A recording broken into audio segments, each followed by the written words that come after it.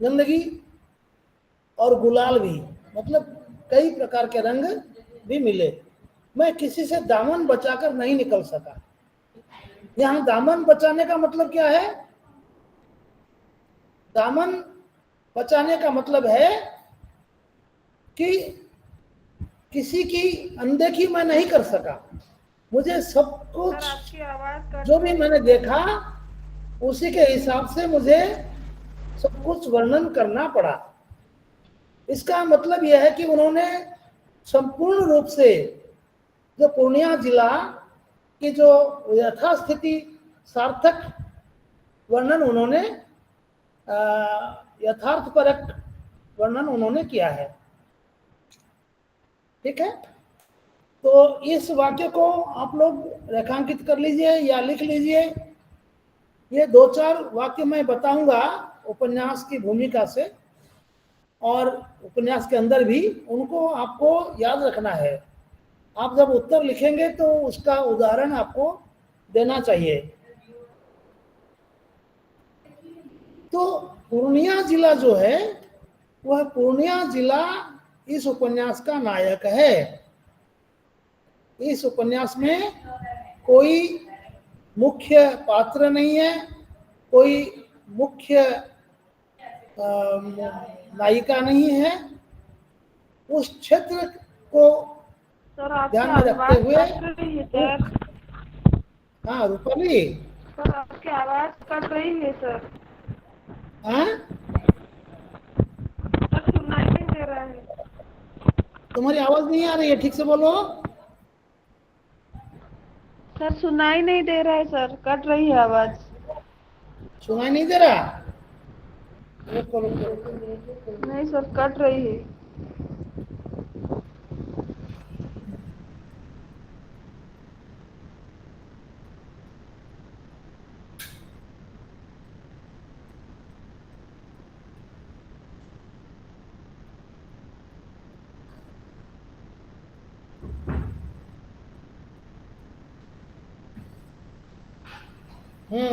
अभी देखो आवाज आ रही है? नहीं सर रूपाली आवाज आई? कट रही है सर। आवाज आई? नहीं सर कट रही है। बाकी सबको आवाज आ रही है क्या? लीजिए। आ रही है जी सर। सर, आपकी आ रही है। आ रही है तो? जी सर। हाँ ठीक है, ठीक है। तो यह जो है एक नवीन प्रयोग है।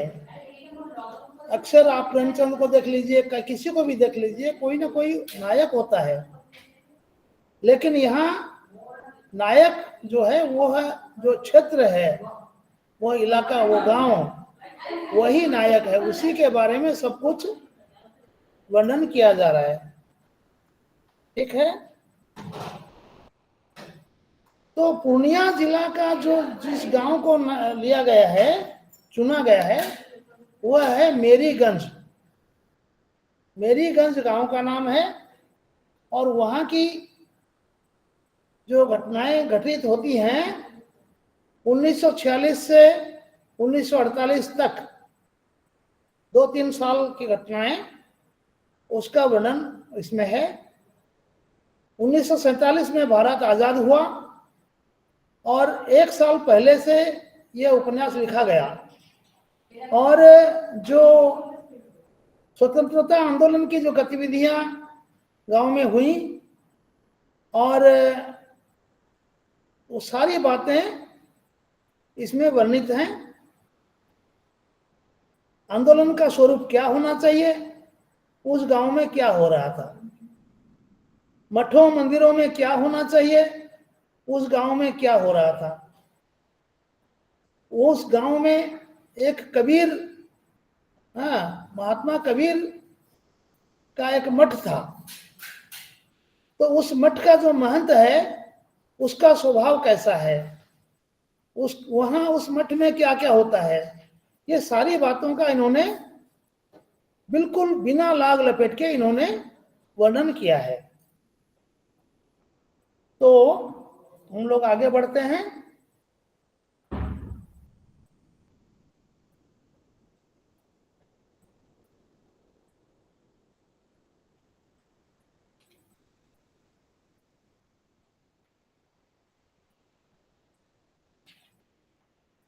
पहले लिख लीजिए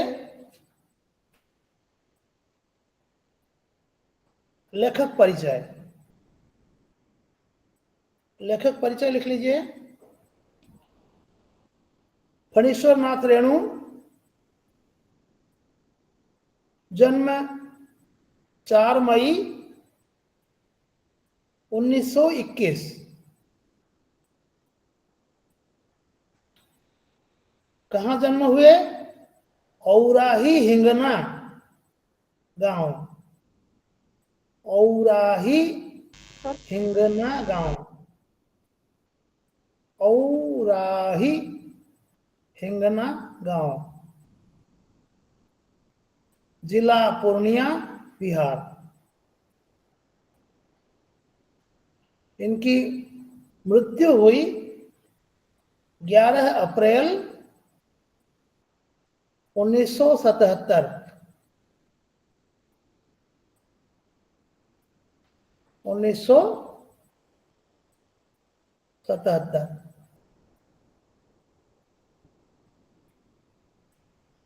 इन्होंने 1942 में भारत छोड़ो आंदोलन में सक्रिय भागीदारी की।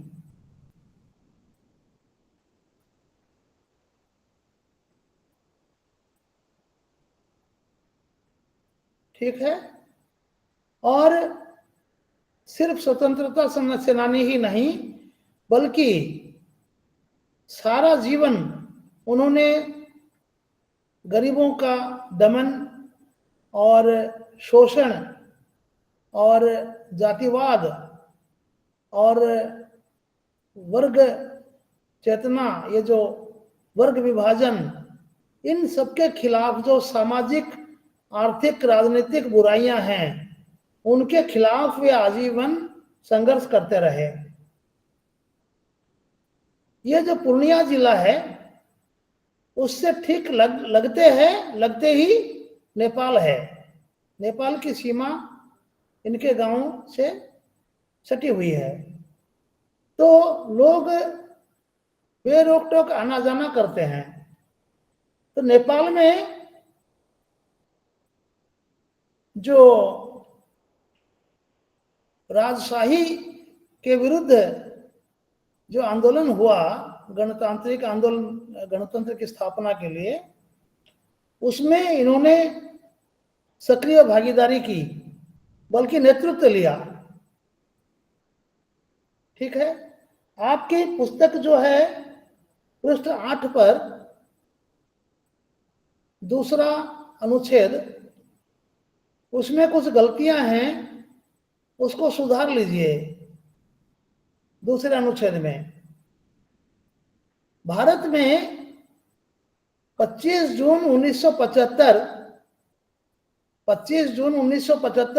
से 21 मार्च 1977 तक लिख रहे हैं ना। 25 जून 1975 से 21 मार्च 1977 तक नेशनल इमरजेंसी, आपातकाल लगाया गया। अभी अभी भारत सरकार ने संविधान हत्या दिवस का पालन किया था, जून 25 को। तो आप लोगों को संज्ञान में होगा, आप लोगों में से कितनों को पता है कि इसकी यादगार के लिए यह दिवस मनाया गया, इसी साल से शुरू हुआ है। किसको किसको पता है संविधान हत्या दिवस? हर स्कूल कॉलेज में इसको मनाया गया था। और उस समय क्या क्या ज्यादतियां हुई, इंदिरा गांधी ने अपनी कुर्सी बचाने के लिए इलाहाबाद हाईकोर्ट ने उन्हें उनके चुनाव को रद्द कर दिया था कि ये गलत था, इन्होंने धांधली की है और प्रधानमंत्री पद चला जाएगा, इसलिए उन्होंने रातों रात आपातकाल की घोषणा कर दी और उस 2 साल के अंदर नौजवान लड़कों को जबरदस्ती पकड़ पकड़ कर उनकी नसबंदी करवाई गई और खासकर हिंदू लड़कों को पकड़कर नसबंदी कराई गई। मुसलमान समाज को हाथ नहीं लगाया और हर बूढ़े बच्चे जो भी इंदिरा गांधी के नाम से कहीं भी बातें करता था उसको जेल में डाल दिया गया। सारे राजनेता जेल में थे, उन्हें जेल में स्लो पॉइजन दिया गया, जहर दिया गया और जेल में रहते हुए सभी बीमार पड़े, जितने भी राजनेता थे सभी बीमार पड़े। बिहार के ही जो जयप्रकाश नारायण, उनकी तो किडनी ही डैमेज हो गई और डायलिसिस करते करते करते करते उसी में उनकी मौत हुई। तो उस समय ये जो आपात स्थिति जो लागू की गई, उसके लिए उन्होंने क्या किया, अपना पद्मश्री उपाधि इनको मिली थी, पद्मश्री का सम्मान मिला था, इन्होंने लौटा दिया, सरकार को लौटा दिया और इन्हें जेल में डाल दिया गया। जेल में डाल दिया गया और रोग ने उनका शरीर जर्जर कर दिया था और 11 अप्रैल 1977 को उनका देहावसान हो गया। समझ में आया? ये भी जेल में थे और वहीं बीमार पड़े और बीमारी की अवस्था में 11 अप्रैल को इनकी मौत हो गई। मतलब 21 मार्च को खत्म हो गया आपातकाल, तो सब कोई मुक्त हो गए थे, लेकिन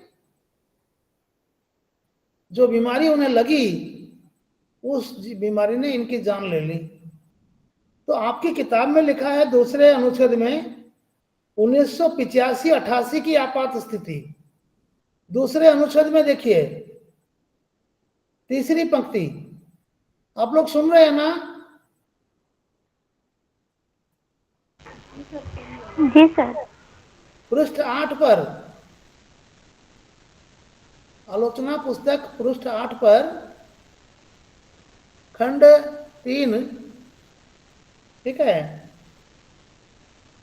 पृष्ठ 8 पर दूसरे अनुच्छेद में तीसरी पंक्ति में देखिए क्या लिखा है, पढ़िए तो। कोई भी एक आदमी पढ़ो।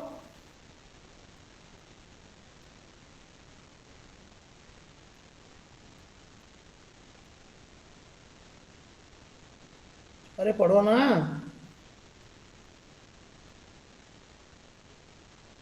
रूपाली,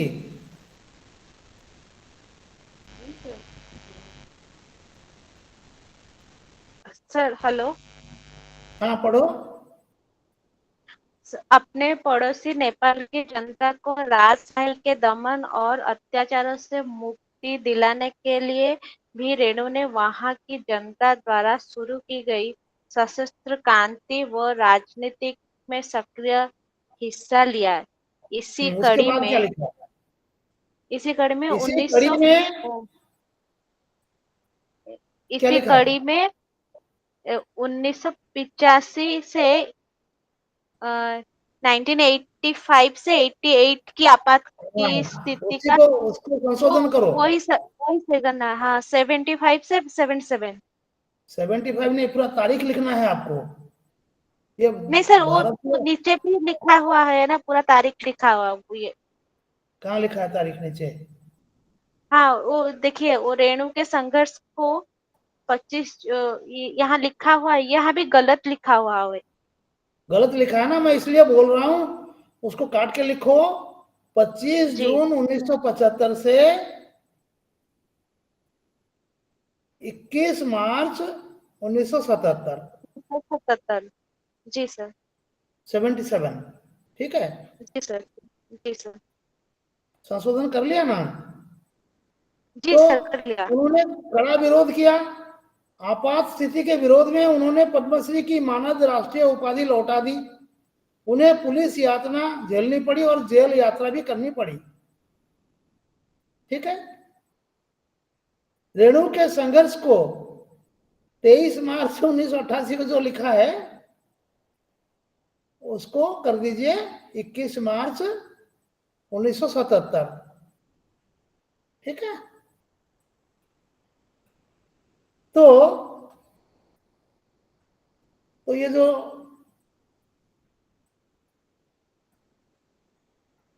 अच्छा, उससे पहले रेणु हमेशा बीमार रहते थे। ठीक है, 1900 तीसरे इसमें लिखा है 1952-53 में भी दीर्घकाल तक रोगग्रस्त थे। तो इसलिए उन्होंने क्या किया, उन्होंने राजनीति, सक्रिय राजनीति में भाग लेना बंद कर दिया और लेखन कार्य के सहारे अपने मनोभावों को व्यक्त करने लगे। ठीक है, लेकिन ये जो महिला, उनका लिखने की आदत थी पहले से। 1946 से उन्होंने लिखना शुरू किया था महिला अंचल, लेकिन इसको उन्होंने लेखन कार्य में पूरा मन कब दिया, क्यों दिया? ठीक है, इस चीज को कोई आलोचक किस रूप में लेता है, लेकिन मेरा मानना है कि जिसको लिखने की आदत पड़ जाती है वो बिना लिखे रह नहीं पाता। जो बातें उसके दिल को हमेशा कचोटती हैं, जिनसे उसे कष्ट होता है, उस बात को वो ऐसे मजबूर हो जाता है लिखने के लिए कि बिना लिखे उसको शांति नहीं मिलती, उसको नींद नहीं आती। वो खान पान सम्मान राग रंग मन ही नहीं भावे, जो है ना, वो गिरिधर कविराय की कविता है, उस स्थिति में वो पहुंच जाता है। इसलिए धीरे धीरे जितना जितना वो लिखता जाएगा उसकी लगन उतनी बढ़ती जाएगी और बाकी चीजों से वो धीरे धीरे कटता जाएगा। और जब ये बीमार पड़े तो पूरी तरह कट गए। ठीक है, लेकिन वो बीमार पड़े 52-53 में, लेकिन महिला अंचल तो उन्होंने 46 में लिखना शुरू कर दिया था, 48 में संपूर्ण हो गया था। ठीक है, तो इनकी रचनाओं के बारे में लिखिए। उपन्यास जो है महिला अंचल, पहला उपन्यास, और यह उपन्यास इतना शक्तिशाली उपन्यास है कि बाद की रचनाएं जितनी भी उनकी हैं वे रचनाएं इस उपन्यास की गहराई को छू नहीं सकी। इस बात को लिखेंगे आप।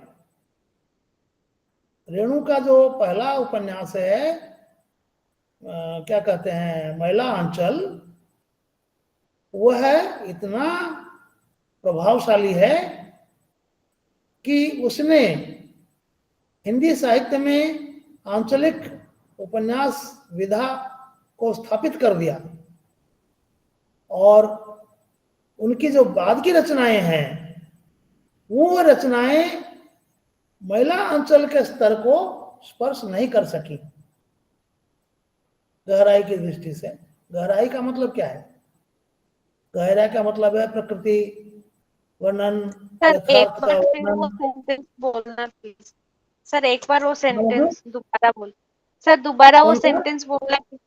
वो जो यह इतना प्रभावशाली है कि। ये तो मैं किताब से नहीं पढ़ रहा हूँ, मन से बोल रहा हूँ। जी सर, वो वही मैं दोबारा हाँ, लिखो लिखो। महिला अंचल उपन्यास इतना, जी सर। मतलब शैली, भाषा है, भाषा शैली और शिल्प जी सर। और संदर्भ की दृष्टि से इतना प्रभावशाली था कि जी सर। उसने हिंदी साहित्य के क्षेत्र में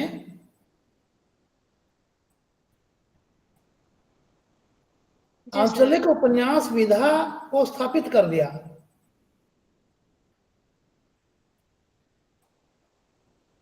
जी सर। ठीक है, और बाद के उपन्यास वो तो मन से लिख लोगी, ठीक है।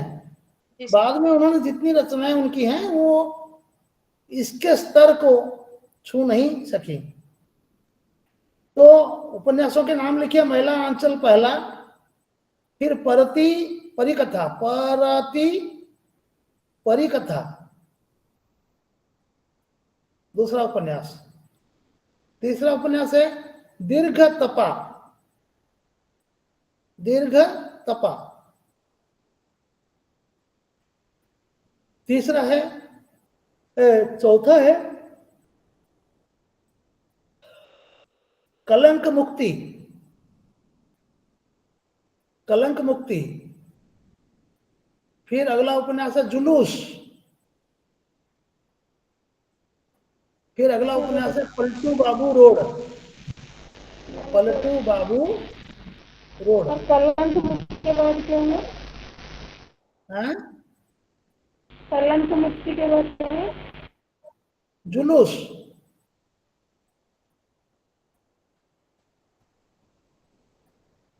फिर पलटू बाबू रोड। अच्छा, कुछ कहानी संग्रह हैं। एक कहानी संग्रह है ठुमरी, ठुमरी। एक है अगिन खोर, अगिन खोर।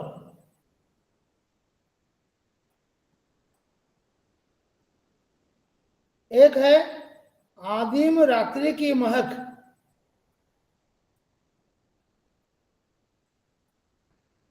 आदिम रात्रि की महक। फिर एक है एक श्रावणी दोपहरी की धूप,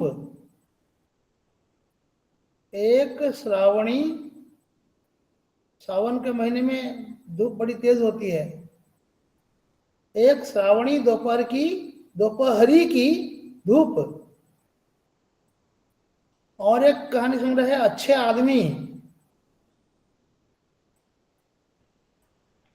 एक है तीसरी कसम।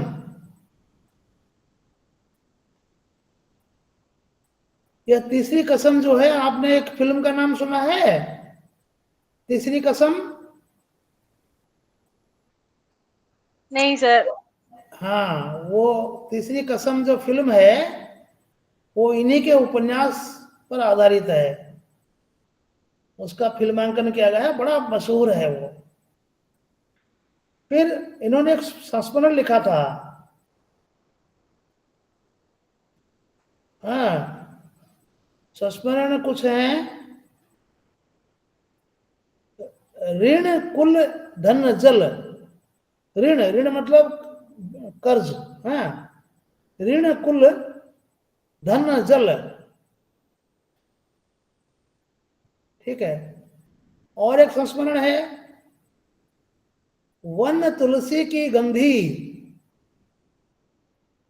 वन तुलसी की गंधी।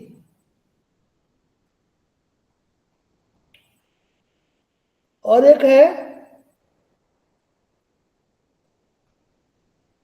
श्रुत अश्रुत पूर्व, श्रुत अश्रुत पूर्व। ठीक है। एक दिनमान पत्रिका, दिनमान का नाम सुना है आप लोगों ने? एक दिनमान पत्रिका है, उसमें वे रिपोर्टाज भी लिखते थे। एक रिपोर्टाज का नाम है नेपाली क्रांति कथा। नेपाली क्रांति कथा। ठीक है,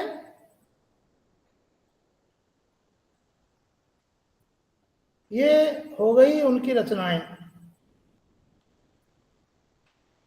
अब आइए उपन्यास के बारे में जानते हैं।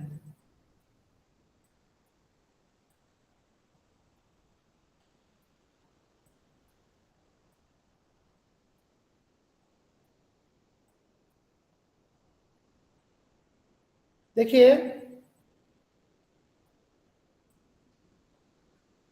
महिला अंचल जो है, इसको आंचलिक उपन्यास तो कहा जाता है, लेकिन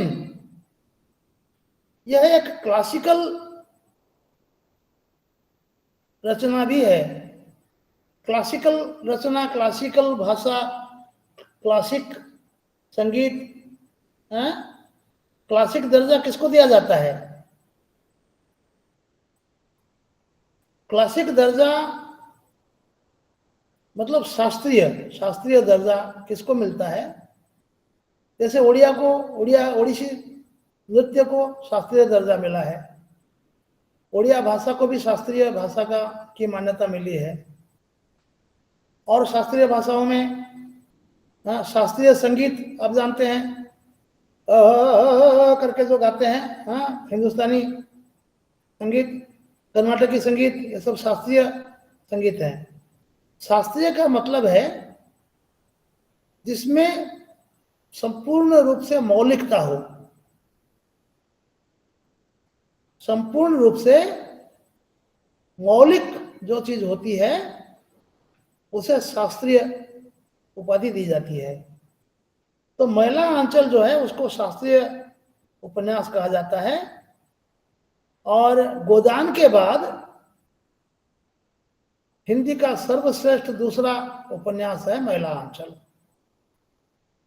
मैं उस दिन बता रहा था कि शायद इसके लिए दो कक्षाओं की जरूरत पड़ेगी, तो देखते हैं आज पूरा कर पाते हैं कि नहीं। इसमें एक महत्वपूर्ण प्रश्न आएगा, आंचलिक उपन्यास टिप्पणी लिखिए। ठीक है, महत्वपूर्ण प्रश्न है। तो इसमें आंचलिक उपन्यास टिप्पणी भी आ सकता है, आंचलिक उपन्यासों की परंपरा एक बड़ा प्रश्न भी आ सकता है। लेकिन जरूर आएगा, आंचलिक उपन्यास नाम से एक प्रश्न आना ही आना पक्का है। ठीक है, इस बार बड़ा प्रश्न आया, अगली बार टिप्पणी आएगी। उत्तर वही है, बड़ा प्रश्न के लिए थोड़ा ज्यादा लिखेंगे, टिप्पणी के लिए छोटा लिखेंगे, उत्तर वही है। आंचलिक उपन्यास के बारे में जब लिखेंगे उसमें क्या लिखेंगे, लिख लीजिए। आंचलिक उपन्यास किसे कहते हैं, परिभाषा पहले लिखेंगे। मैंने आपको बताया था, उत्तर की रूपरेखा के लिए जगह छोड़ेंगे, फिर लेखक परिचय लिखेंगे। ठीक है ना, फिर एक एक उपशीर्षक देते हुए लिखते जाएंगे। बहुत बताया था कि नहीं? तो अभी मेरा मूड आया है, मैं बताता हूं आंचलिक उपन्यास के बारे में। तो आंचलिक उपन्यास पर टिप्पणी लिखिए, चाहे लंबा प्रश्न लिखिए। आप लिखेंगे, सबसे पहले लिखेंगे आंचलिक उपन्यास किसे कहते हैं, परिभाषा। फिर लिखेंगे आंचलिक उपन्यास के तत्व, अगला बिंदु। ठीक है, फिर लिखेंगे हिंदी के आंचलिक उपन्यास, हिंदी में आंचलिक उपन्यास का आगाज मतलब किसने पहला आंचलिक उपन्यास किसने लिखा, वहां से शुरू करेंगे। फिर लिखेंगे आंचलिक उपन्यास की परंपरा।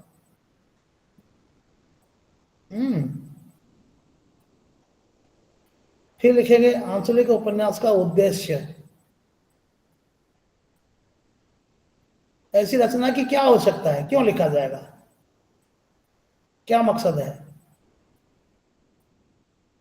ठीक है, फिर लिखेंगे उद्देश्य में उपयोगिता उसी में आ जाएगा, उपयोगिता, आंचलिक उपन्यास की उपयोगिता। फिर आ जाएगा निष्कर्ष। कितने 6-7 बिंदु हो गए कि नहीं? हर बिंदु पर अगर आप 10-10, 20-20 पंक्ति लिख सके तो कितना लंबा उत्तर हो गया बताओ? यह है वैज्ञानिक शैली, उत्तर देने की वैज्ञानिक शैली। आप अगर उसको विभाजित कर सके थोड़ा सोच के दिमाग में कि इसमें क्या किस किस बिंदुओं पर हम चर्चा कर सकते हैं, तो उनको अगर बिंदुवार विभाजित कर दिया, आप खाता के पीछे रफ के लिए एक पन्ना लेके आप उसमें छोटे छोटे अक्षरों में विभाजन कर सकते हैं मन से, उसके बाद में इधर फेयर में लिखेंगे। ऐसा कर सकते हैं कि नहीं? तो इससे क्या होगा, आप जब लगातार एक बार में उत्तर लिखने की कोशिश करते हैं तो आप फेल हो जाते हैं। क्या लिखना है आपके दिमाग में नहीं आता। लेकिन जब बिंदु अलग अलग शीर्षक आपने दे दिया तो हर शीर्षक पर थोड़ा थोड़ा लिखना है, आपके दिमाग में अपने आप आएगा। 10-10 पंक्तियां अगर एक एक बिंदु पर लिखे तो 6 बिंदुओं में कितने हो गए? 60-70 पंक्तियां हो गई, है कि नहीं? 2-2.5 पन्ने आराम से भर जाएंगे। तो इसमें देखो वही पृष्ठ 8 पर, महिला अंचल में रेणु ने बिहार के मिथिला अंचल को आधार बनाया और अपने अंचल के दुख सुख, रहन सहन, संस्कृति, लोक जीवन को अत्यंत कुशलता और कलात्मकता से औपन्यासिक स्वरूप प्रदान किया। इस उपन्यास में ये उपन्यास 250 पृष्ठों का है, 250 लगभग 250 पृष्ठों का और 2 खंडों में है। इस उपन्यास में आपको ढोल नगाड़े, झांझ मंजीरा, लोकगीत, लोक गान, लोक संगीत, हाँ, हर चीज इसमें मिलेगी। यह उपन्यास गद्य रचना नहीं है। गद्य रचना होते हुए भी इसमें लोक गीतों की भरमार है। मतलब वहां उस गांव में, उस क्षेत्र पूर्णिया जिले में जितने भी लोकगीत हैं उनको सबको इसमें ठूंस दिया है उन्होंने। किस बहाने? जो भाई उस गांव है, वो गांव है नायक, उस गांव का वर्णन कर रहे हैं। साल के 12 महीने होते हैं, 12 महीनों में कई सारे त्योहार मनाए जाते हैं। धान की रोपाई होती है, फसल की कटाई होती है, लोगों के घर में बच्चे पैदा होते हैं, मौतें होती हैं, पूजा पाठ होता है, शादी ब्याह होता है। हर मौके पर लोकगीत प्रचलित हैं। तो इस उपन्यास में जहां जहां जो जो प्रसंग आता है वहां पर उन्होंने लोकगीत और लोक संगीत से उसको सजाया है। तो उपन्यास को पढ़ते हुए भी आपके दिमाग में वो एक नृत्य संगीत का एक रंगारंग चित्र उभरता है। इसीलिए इसको क्लासिक रचना कहा गया है। ठीक है। तो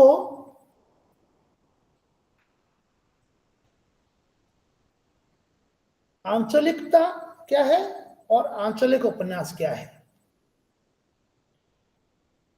ये आंचलिक शब्द जो है यह अंग्रेजी शब्द से आया है,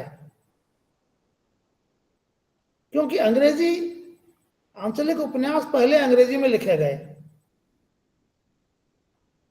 हाँ,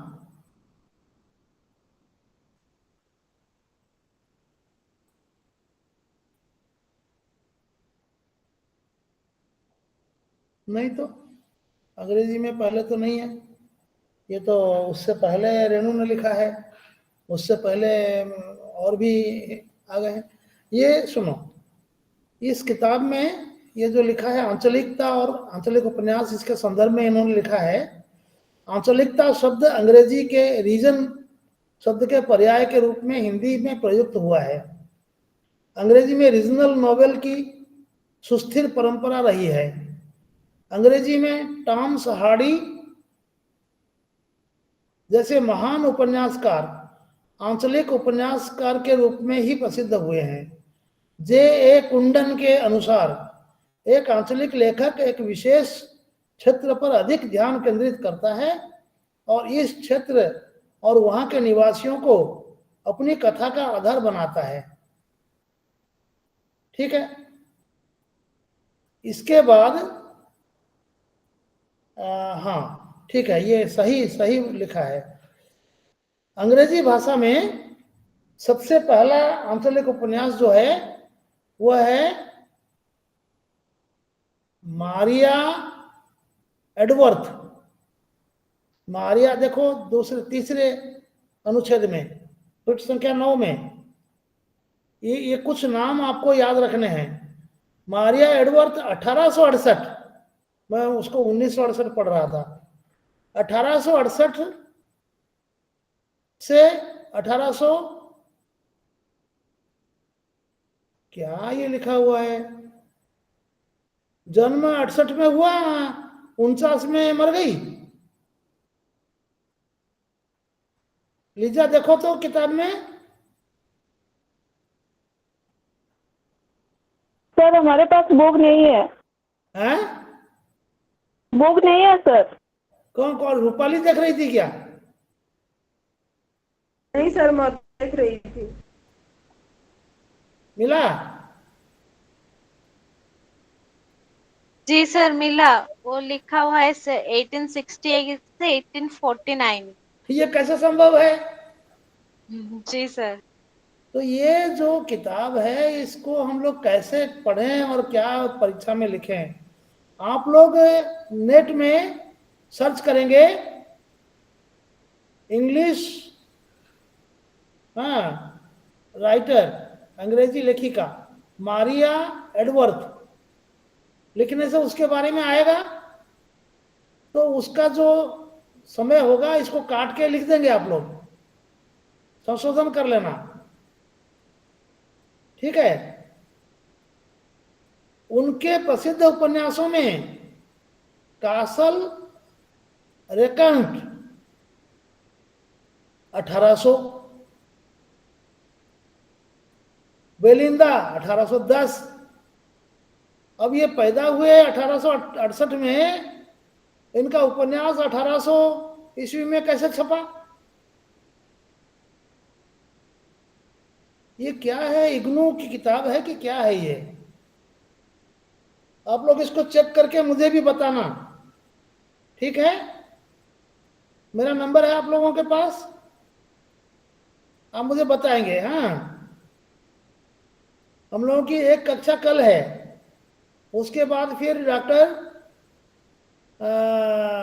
भार्गव, अमित कुमार भार्गव पढ़ाएंगे अगला पेपर MSD 4, ठीक है।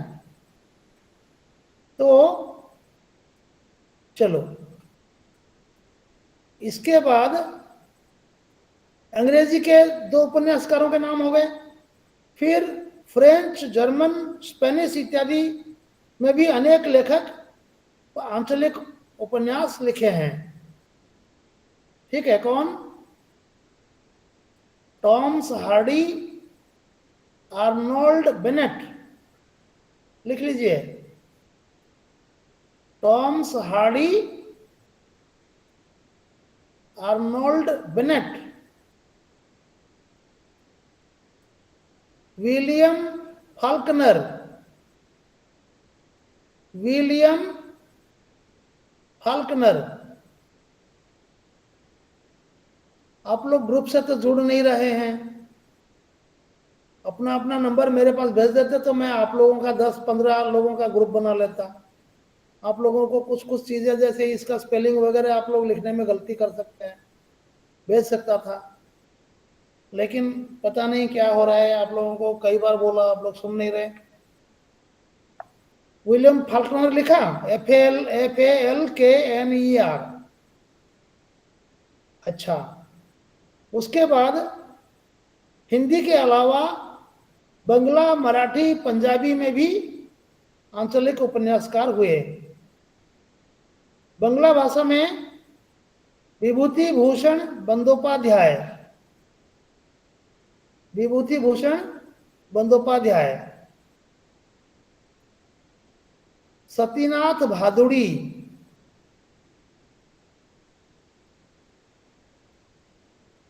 मराठी में गोनी दांडेकर, पंजाबी में गुरदयाल सिंह। ठीक है, तो ये कुछ अंग्रेजी के, जर्मनी, फ्रेंच, बंगला, मराठी, पंजाबी उपन्यासकारों के नाम हुए। ये सब थोड़ा थोड़ा जानना जरूरी है आंचलिक उपन्यास के बारे में। फिर अगले अनुच्छेद में है आंचलिकता के तत्व क्या हैं। तत्व यह है, अंचल शब्द का अर्थ किसी ऐसे भूखंड, प्रांत या क्षेत्र विशेष से है जिसकी अपनी एक विशेष भौगोलिक स्थिति, संस्कृति, लोक जीवन, भाषा और समस्याएं हों। समझ में आ रहा है? मतलब एक ऐसा क्षेत्र जहां की अपनी अलग पहचान हो, अलग संस्कृति हो, अलग रहन सहन, अलग तीज त्योहार इत्यादि का सब कुछ उसमें एक विशेषता, एक विशिष्टता उसमें हो।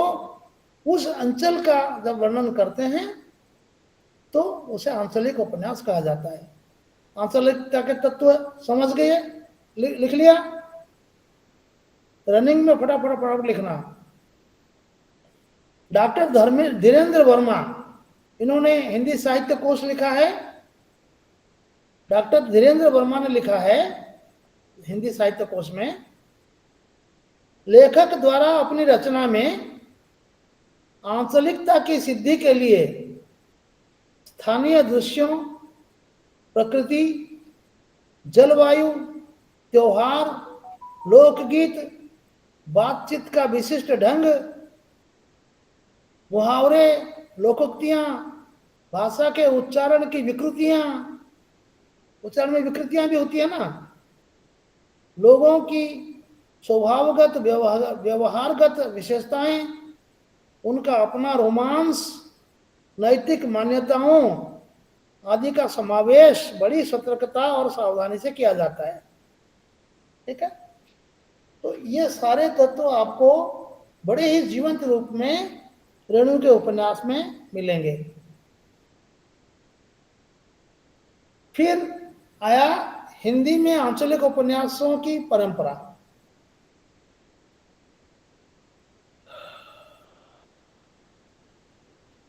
रेणु का जो आंचलिक उपन्यास है महिला आंचल, वो 1956 में छपा, 1956 में। लेकिन उससे पहले नागार्जुन ने वही बिहार की मिथिला भूमि, मिथिला प्रदेश,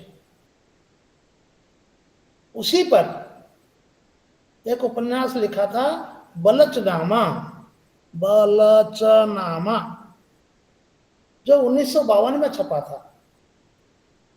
मतलब रेणु से 2 साल पहले छपा था वो उपन्यास।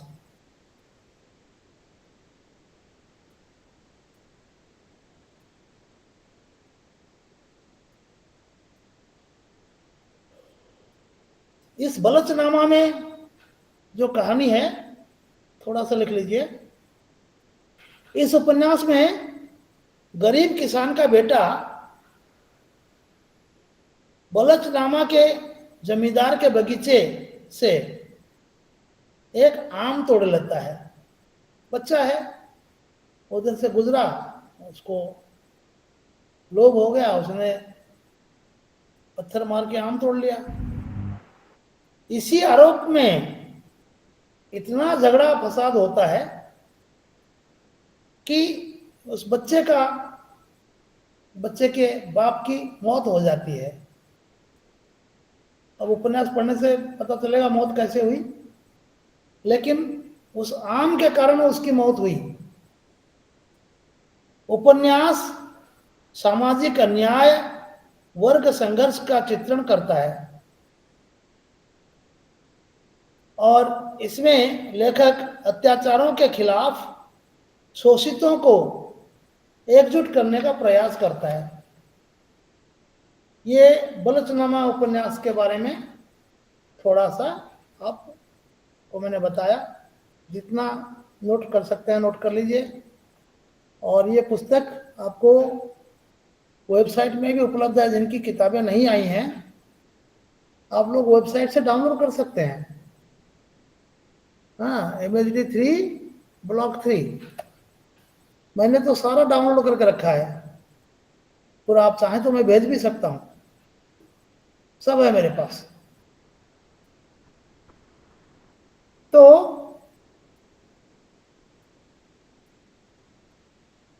नागार्जुन का जो पहला उपन्यास था, ये तो मैं बलचनामा 1952 की बताया, लेकिन उनका उससे पहले भी एक उपन्यास है, रतिनाथ और रतिनाथ की चाची। ये सब नोट कीजिए, क्योंकि हिंदी साहित्य में आंचलिक उपन्यास की परंपरा एक प्रश्न है, वो अवश्य आता है किसी न किसी रूप में वेश बदल कर। तो ये सब जरूरी है। रतिनाथ की चाची 1949 में यह उपन्यास छपा है। ठीक है। उसके बाद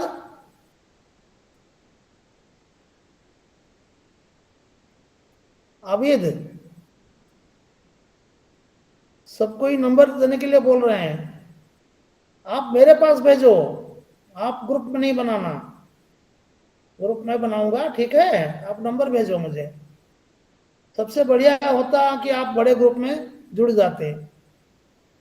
ठीक है ना। बड़ा ग्रुप है पहले से, 750 विद्यार्थी हैं।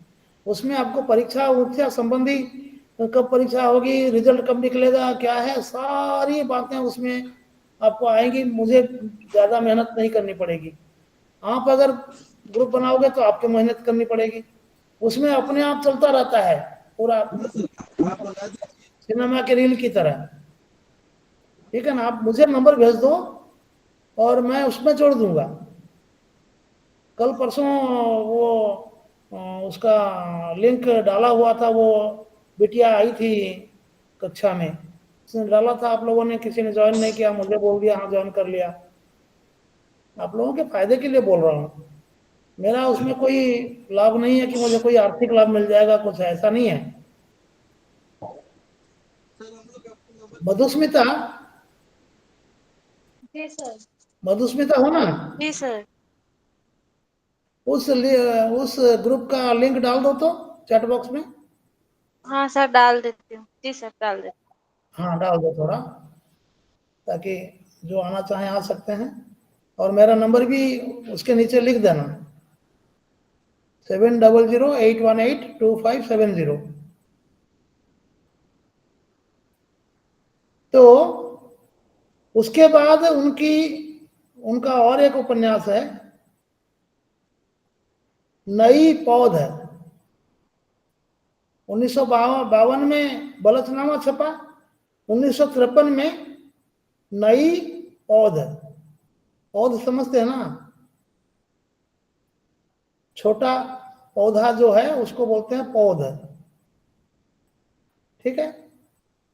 फिर बाबा बटेश्वर नाथ, वो भी 1954 में छपा। 1954 में रेणुका महिला आंचल छपा और उनका बाबा बटेश्वर नाथ छपा। नागार्जुन का। फिर वरुण के बेटे 1958 में छपा। फिर दुख मोचन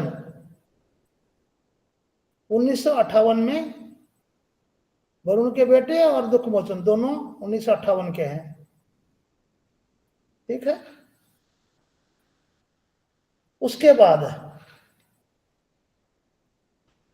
आते हैं उदय शंकर भट्ट।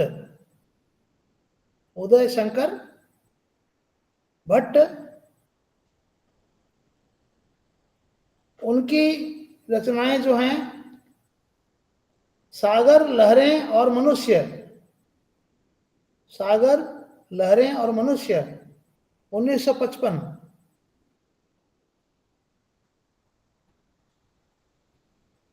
मुंबई के मछुआरों के क्षेत्र वर्सोवा का जीवंत चित्रण है। जो समुद्र के किनारे किनारे मछुआरे रहते हैं, ठीक है, तो मछुआरों का जीवंत चित्रण है मुंबई के मछुआरों का। ठीक है। उस क्षेत्र का नाम है वर्सोवा। दूसरा उपन्यास है उनका लोक परलोक। उदय शंकर भट्ट हो गए। लोक परलोक 1955 में छपा। दोनों उपन्यास 1955 में छपे हैं। ठीक है। फिर आते हैं रांगेय राघव। रांगेय राघव का जो उपन्यास है कब तक पुकारूं, यह बहुत ही महत्वपूर्ण उपन्यास है।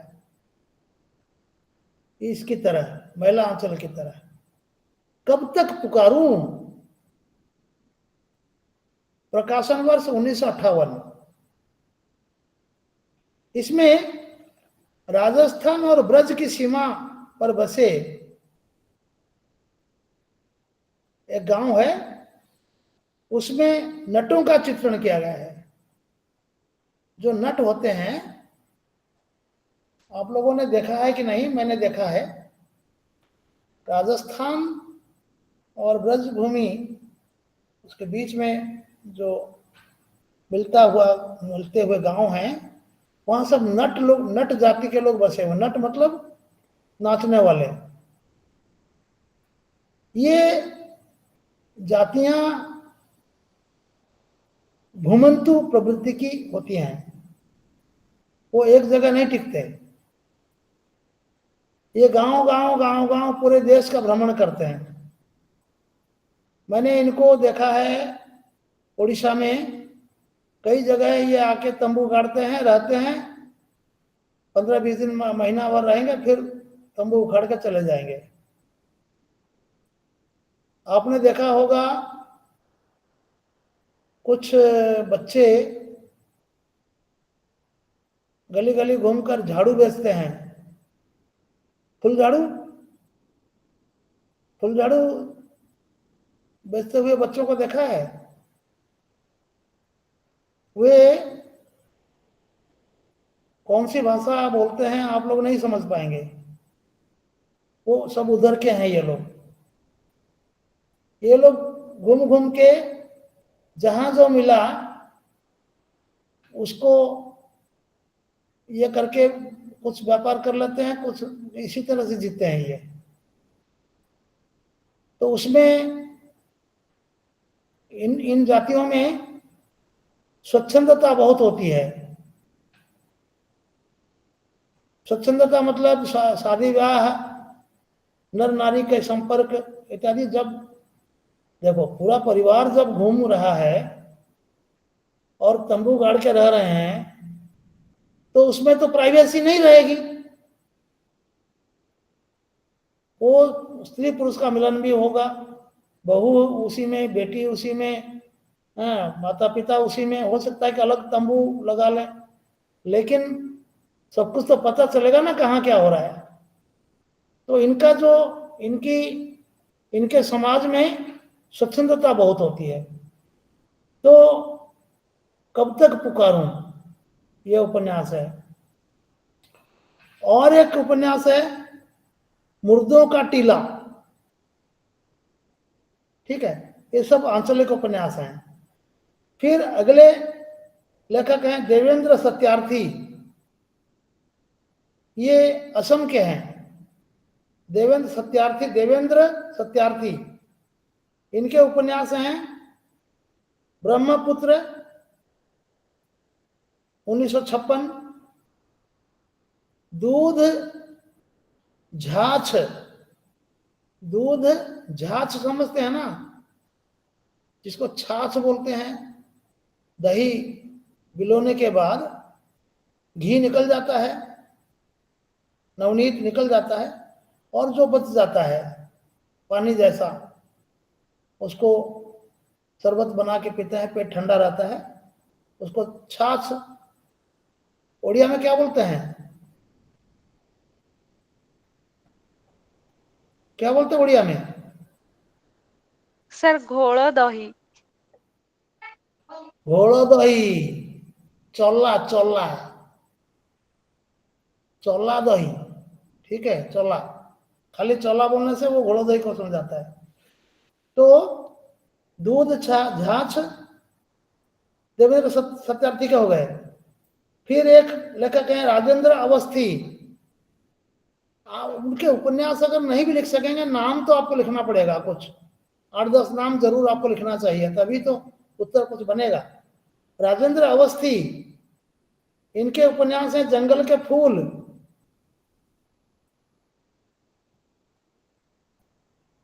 फिर शैलेश मटियानी,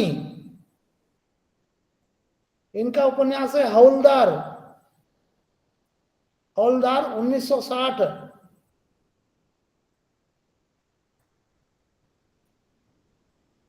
फिर एक है रामदरस मिश्र, रामदरस मिश्र, ठीक है।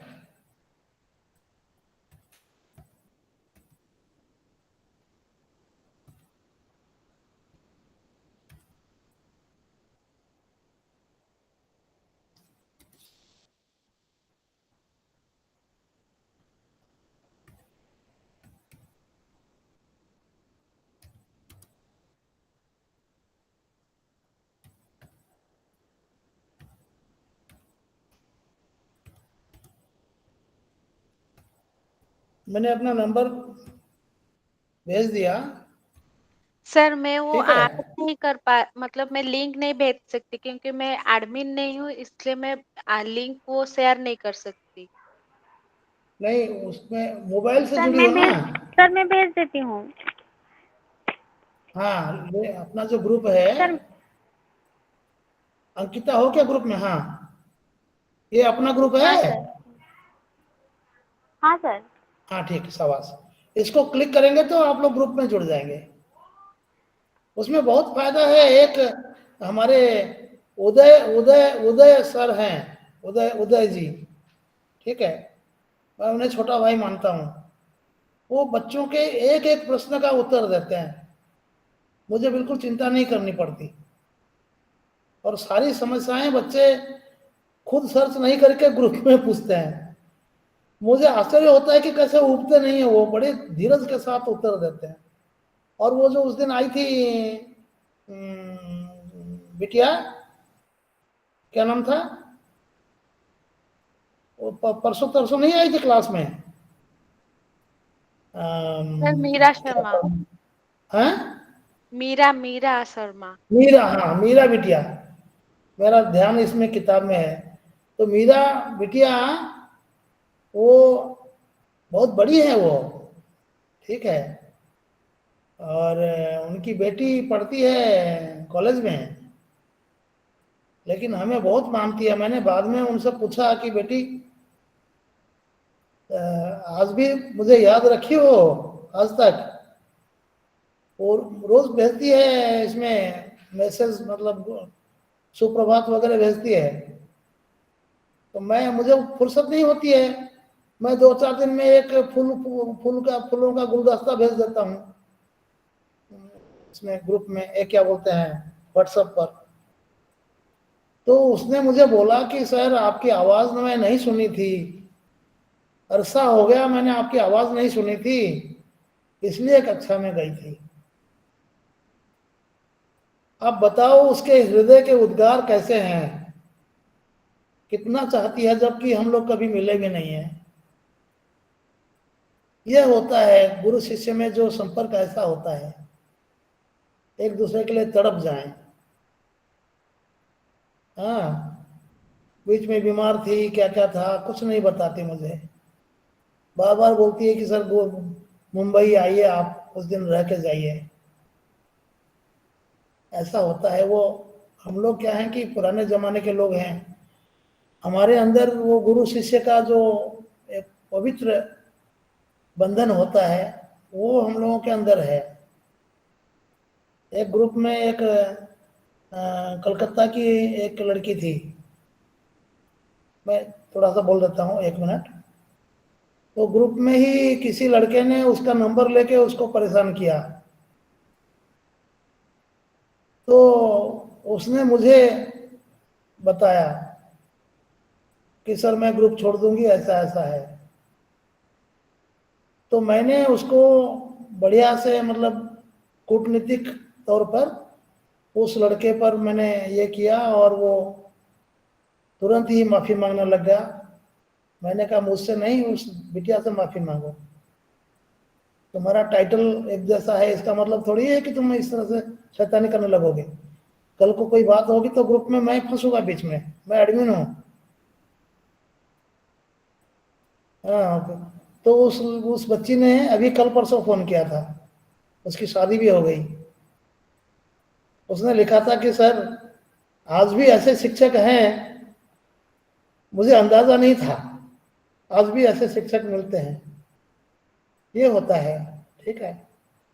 तो हम लोग लिखते हैं आगे, राजेंद्र अवस्थी लिख लिया, शैलेश मटियानी हौलदार 1960 में छपा, रामदरस मिश्र इनका उपन्यास है पानी के प्राचीर।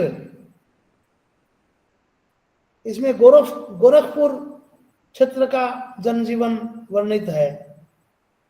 पानी के प्राचीर में गोरखपुर का जनजीवन।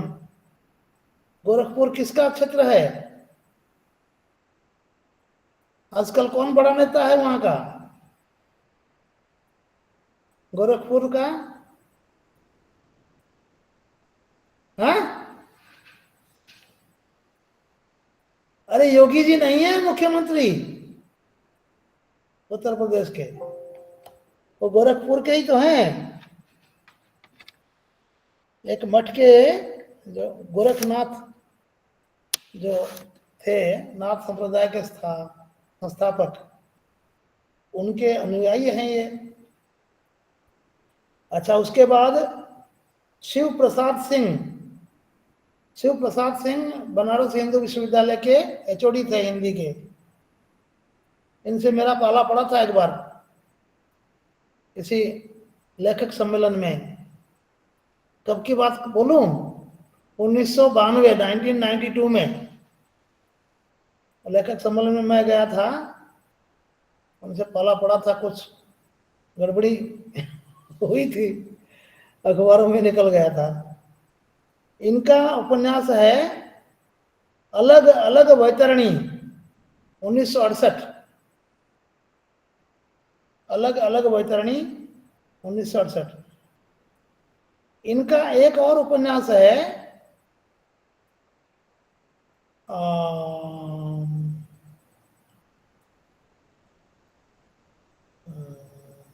गूंजती घाटियां। वो आंचलिक उपन्यास नहीं है, आपकी जानकारी के लिए बताया। तो ये जो अलग अलग वैतरणी, इसमें करैता गांव का जनजीवन है। करैता गांव, वो इतना ही आपको याद रखने की जरूरत नहीं है, खाली नाम, उपन्यास का नाम होने से हो गया। श्रीलाल शुक्ल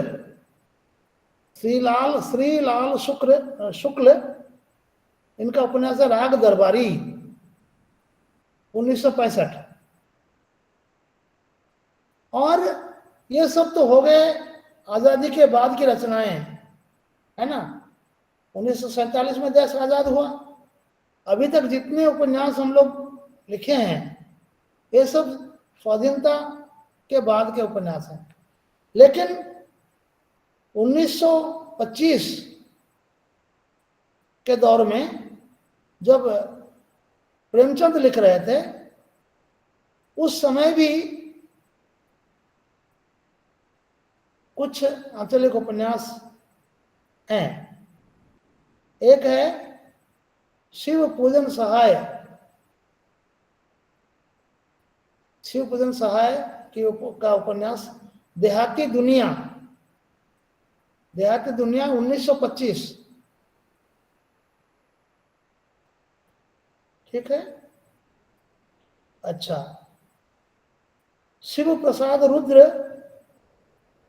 बहती गंगा 1952,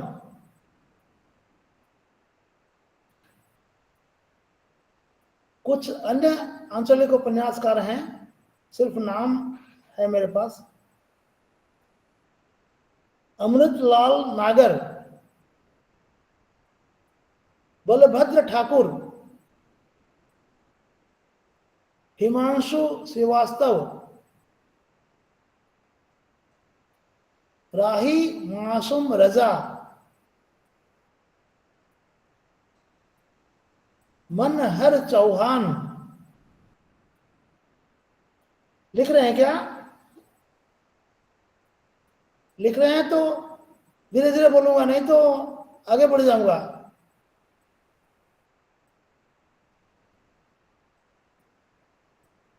मेरी आवाज आ रही है ना?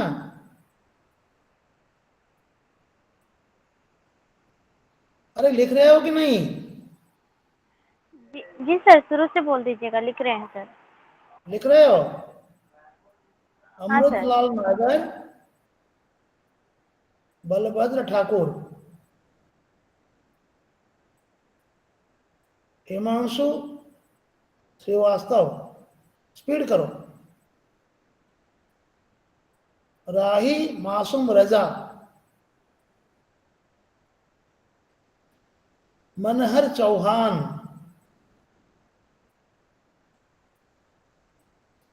केशव प्रसाद मीर, ये कश्मीर के हैं। भैरव प्रसाद गुप्त,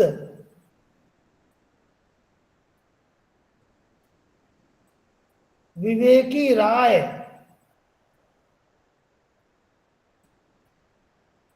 हिमांशु जोशी,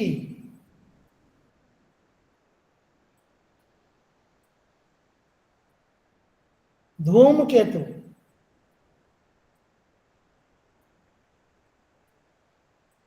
आपकी किताब में इनके उपन्यासों के नाम भी हैं, मैंने संक्षेप में नोट्स बना लिए हैं। उपन्यासों के नाम भी बताऊं क्या? इतना जरूरी नहीं है, ठीक है।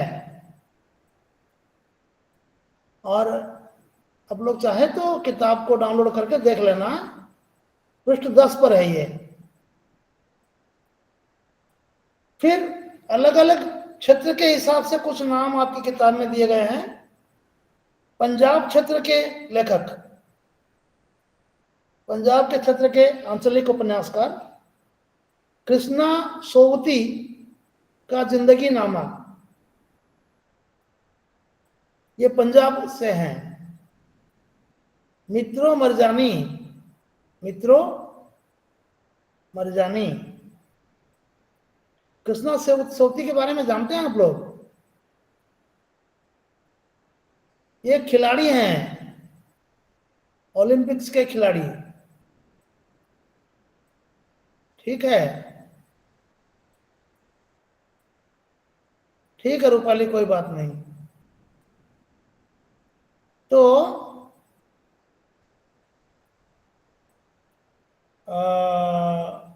ये देश विदेश में घूमी है खिलाड़ी के रूप में, और उधर का सारा जो वर्णन इन्होंने किया है, ठीक है। कृष्णा सोवती फिर जगदीश चंद्र, इनका उपन्यास आप लोगों ने पढ़ा है? कौन सा उपन्यास पढ़ा है? जगदीश चंद्र,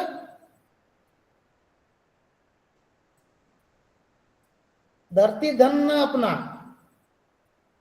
इनके सारे उपन्यास जो हैं ये आंचलिक उपन्यास के दायरे में आएंगे। धरती धन न अपना, कभी न छोड़े खेत, नरक कुंड में वास। फिर और एक है आंचलिक उपन्यासकार बलवंत सिंह, ये भी पंजाब के ही हैं। रात चोर और चांद, रात चोर और चांद। और एक उपन्यास है कली कोस, एक और उपन्यास है राबी पार। चक्क पीरा, चक्क पीरा का जस्सा। पीरा मतलब समझते हैं? पीर को बोलते हैं पूर्वज को, हाँ।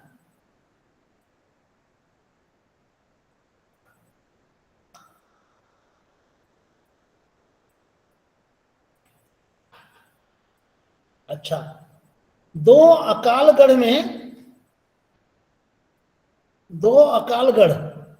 चक्का पीरा का जस्सा, और एक है उपन्यास इनका दो अकालगढ़। ठीक है, इसमें पंजाब के विभाजन, पूर्व पंजाब मतलब अखंड पंजाब जो था, अभी आधा पंजाब चला गया है पाकिस्तान में, उसका रोमांटिक चित्र है।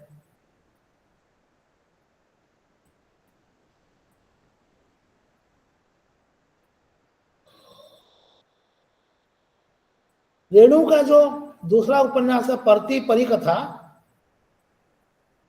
उसमें मिथिला का परानपुर गांव का वर्णन है। इसमें जो मैला अंचल में मेरीगंज का वर्णन है, वही मिथिला अंचल है दोनों, लेकिन यह अलग गांव का वर्णन है इसमें, और इसमें अलग।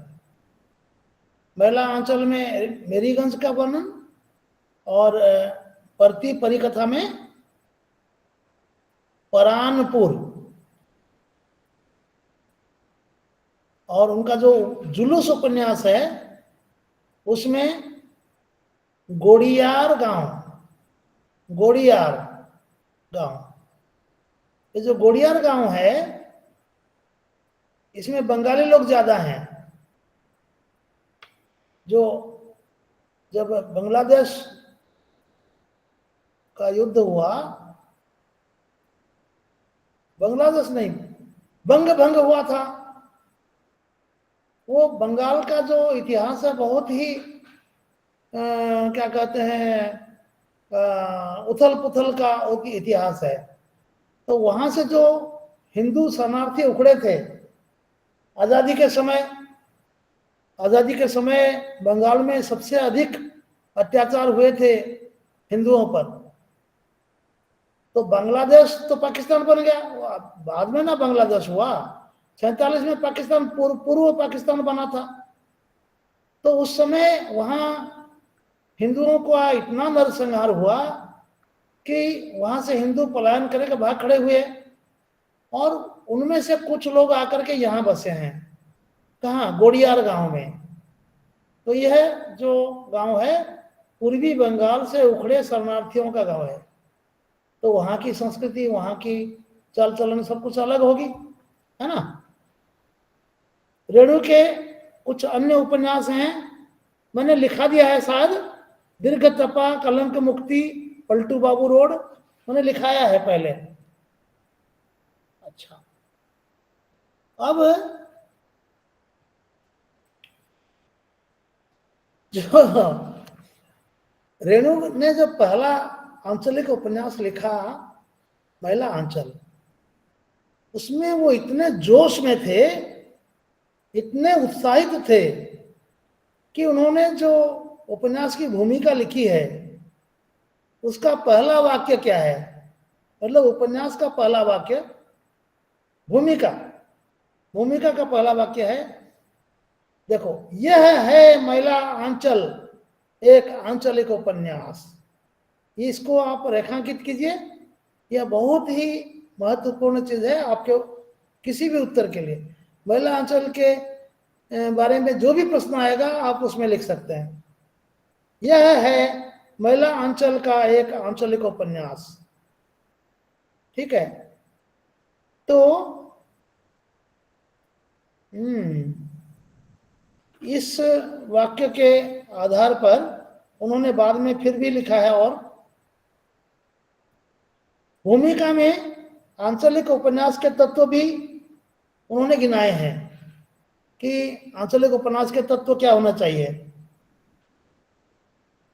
देखिए, पूर्णिया ही उपन्यास का कथानक है, कोई चरित्र या घटना नहीं। मैंने आपको बताया था तत्व क्या होते हैं। एक भौगोलिक क्षेत्र होता है नायक, कोई व्यक्ति नहीं होता, या कोई घटना, विशेष घटना का वर्णन इसका उद्देश्य नहीं है। उस क्षेत्र का जीता जागता चित्र आंकना लेखक का उद्देश्य होता है। किसी अन्य उपन्यासकार ने सृजनात्मकता के संदर्भ में किसी क्षेत्र विशेष को इतना महत्व नहीं दिया जितना रेणु ने महिला आंचल में अपने जिला और गांव को दिया है। पूर्णिया जिला नेपाल, बांग्लादेश और पश्चिम बंगाल से जुड़ा है। उत्तर में नेपाल से जुड़ा है, दक्षिण में बांग्लादेश और पश्चिम बंगाल से जुड़ा है। संथाल परगना के आदिवासी क्षेत्र मिथिला से जुड़ा है, ठीक है। संथाल परगना के आदिवासी क्षेत्र जो है, संथाल लोग हैं, संथाल लोगों का क्षेत्र है, और वो सब मिथिला से जुड़ा है। इस उपन्यास में पूर्णिया के मेरीगंज गांव का पिछड़े गांव के प्रतीक के रूप में वर्णित है। मेरीगंज जो है मिथिला अंचल का, ये पूर्णिया के मिथिला अंचल का जो मेरीगंज गांव है उसको प्रतीक रूप में लिया गया है, उसी का वर्णन किया गया है।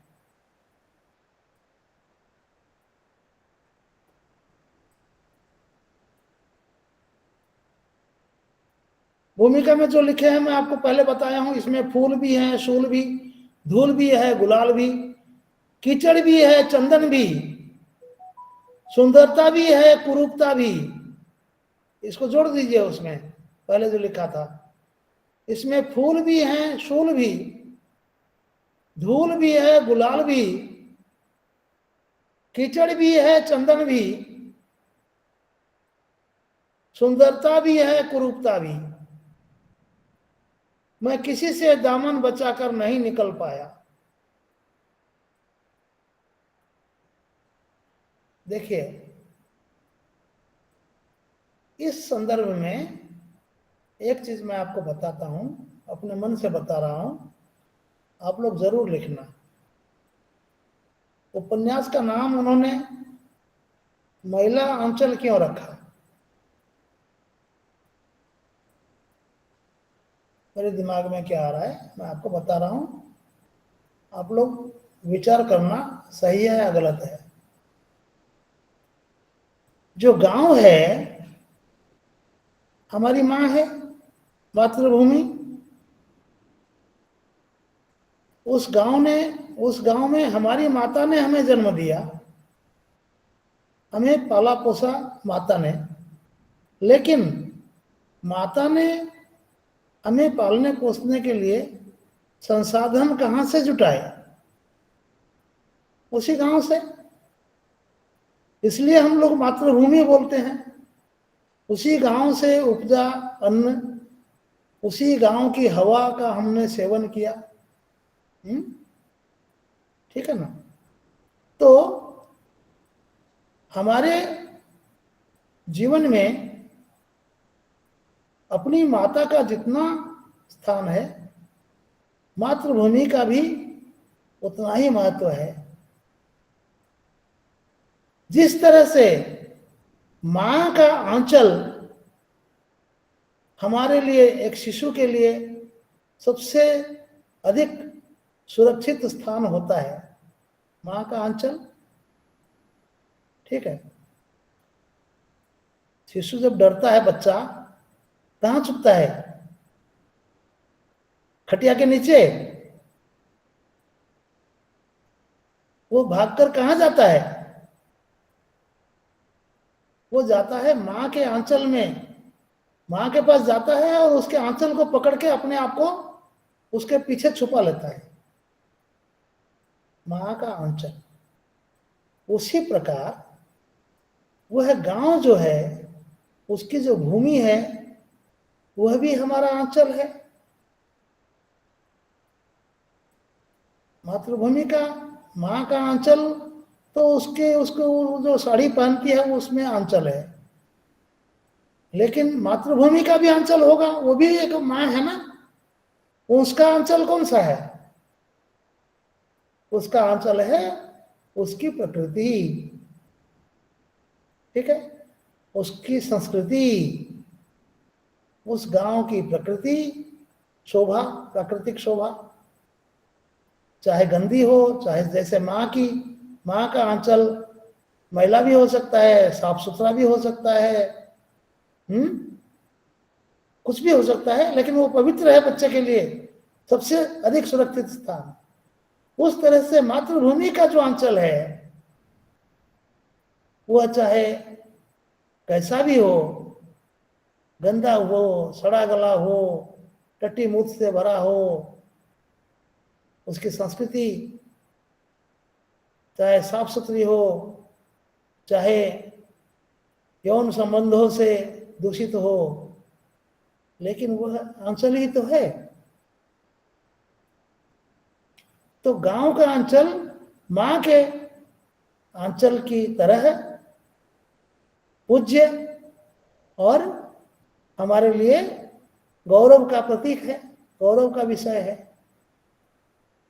इसलिए इस उपन्यास में जो जिस आंचल का वर्णन किया गया है, वो आंचल उनकी जन्मदात्री मां का आंचल नहीं है। वह आंचल उस मातृभूमि का आंचल है, और उस आंचल में वहां की संस्कृति, वहां के जीवन यापन की शैली, वहां का प्राकृतिक क्या कहते हैं, परिस्थितियां, ठीक है, वो सारी चीजें, तीज त्योहार, अच्छी बुरी बातें, सब कुछ उस आंचल में चित्रित है। मां के आंचल में जिस प्रकार से अलग अलग चित्र हो सकते हैं, उस तरह से मातृभूमि के आंचल में कई प्रकार के चित्र हैं।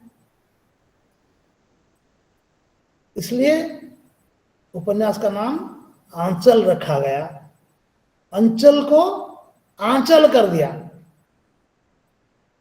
अंचल का वर्णन है ना, वह अंचल जो है लेखक के लिए मातृभूमि का आंचल है।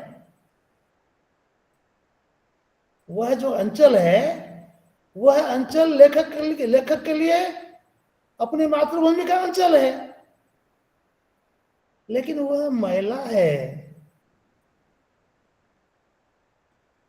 अब महिला शब्द क्यों जोड़ दिया लेखक ने? जब मातृभूमि को, अंचल को पवित्र माना जाता है, मातृभूमि के, मां के आंचल को जिस तरह से मैला, गंदा, साफ नहीं कहा जाता, उसी में बच्चा सुख निद्रा से सो जाता है, चाहे बदबू आती हो। उसी तरह से मातृभूमि का आंचल भी पवित्र होता है। उसको मैला क्यों कह दिया? महिला शब्द इसलिए जोड़ा गया कि लेखक का उद्देश्य होता है यथार्थ को उघाड़ना, यथार्थ को दिखाकर उसमें यथार्थ में औषधीय गुण होता है। जिस तरह से मेरे एक मित्र ने एक उपन्यास लिखा था, उसकी खूब आलोचना हो रही थी।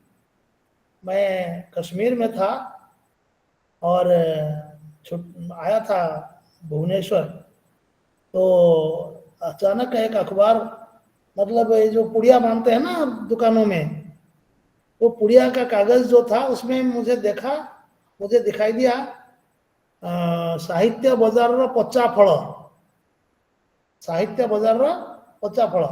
तो उसको देखकर मेरे दिमाग में आ गई कि अरे वो कहीं कनिष्क की किताब के बारे में तो नहीं लिखा है। और मैंने पढ़ा उसको, तो खोलकर देखा तो उसमें वो कनिष्क के बारे में लिखा है। उसका एक उपन्यास है घाट, वो उपन्यास लिखते थे और मुझे पढ़कर सुनाते थे। और मैंने ही उन्हें हिम्मत दी थी कि आप चिंता मत करो, और यह उपन्यास खूब धड़ल्ले से बिकेगा और एक कालजयी कृति है ये। और उन्होंने उसको छापा था। मैं कश्मीर में घूम रहा था, वो छप चुका है, बाजार में बिक रहा है, तो उसके बारे में खूब चर्चाएं चल रही हैं।